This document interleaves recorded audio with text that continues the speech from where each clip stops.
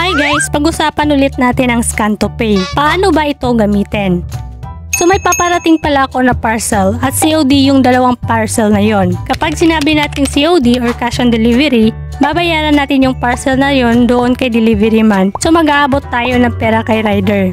Pero sa situation ko, wala akong pera, so paano ko babayaran si rider? Wala ding laman yung Shopee Pay ko. Ayaw ko na sanang ipagpabukas pa yung parcel ko. Mabuti na lang pwede na ang Pay Later sa Scan to Pay. So mababayaran ko na yung parcel ko kay rider using Pay Later. And by the way, may vlog na po ako about dito and pwede nyo po panoorin dito. So dumating na si delivery man, sabi ko sa kanya na Scan to Pay lang ako magbabayad. Mabuti na lang yung suki namin na delivery man yung naghatid ng parcel ko. Kaya alam na niya kung paano gamitin ang Scan to Pay. Dito sa phone ko naman, pupunta lang ako sa Shopee app tapos click scan.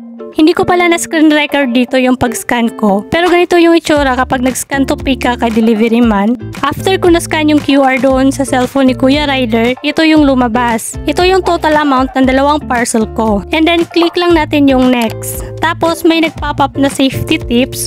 Click OK lang. Tapos dito, kailangan lang natin i-confirm yung payment natin. Dito, ilalagay lang natin yung payment option na gagamitin. Pwede ka din maglagay ng voucher if meron ka. Pero for now, wala pang voucher yung Shopee for Scan to Pay for delivery. Tapos lastly, kung may coins ka, pwede mo din ilagay dito para makaless ka pa ng konti. So dito sa payment option, click ko lang yan. Tapos dito, yung pwede pa lang sa Scan to Pay is Shopee Pay and Pay Later. Pero diba, sabi ko kanina, walang laman yung Shopee Pay ko, kaya Pay Later yung gagamitin ko. So click ko lang yan.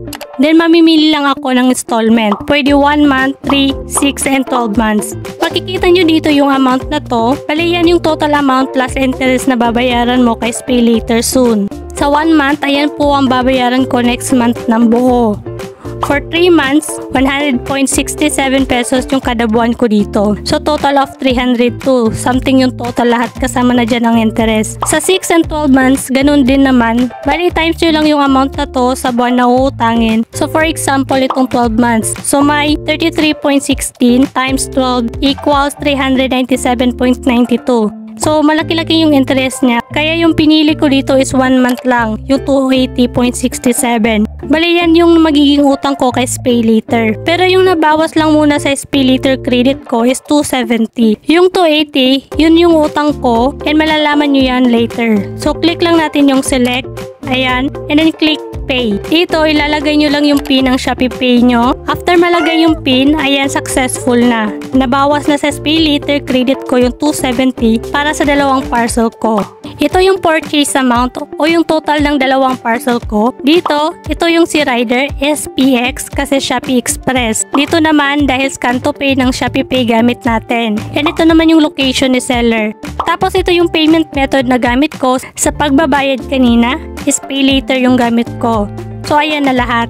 Dahil tapos na akong magbayad, click ko lang yung OK. And also, natanggap ko na yung parcel kay delivery man. Tapos nag-notify agad si Shopee na parcel has been delivered na din. And ayan, dito makikita natin yung nabawas na amount. And also makikita din natin yan sa Pay Later na transaction. So punta lang ako sa Pay Later.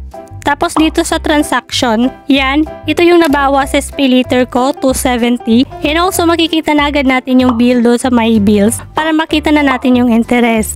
So ito yung naging interest ko for my Scan to Pay transaction na 1 month installment or buy now pay later na 270 pesos. Bali yung interest or yung installment fee is 10.67 pesos. Tapos yung processing fee is 0.19 cent lang. So ayun lang, ganun lang kadali gumamit ng Scan to Pay for Pay Later. And also, share ko lang sa inyo since napansin ko na mas konti pa lang interest kung Pay Later yung mode of payment natin during checkout pa lang kaysa COD din Scan to Pay is Pay Later.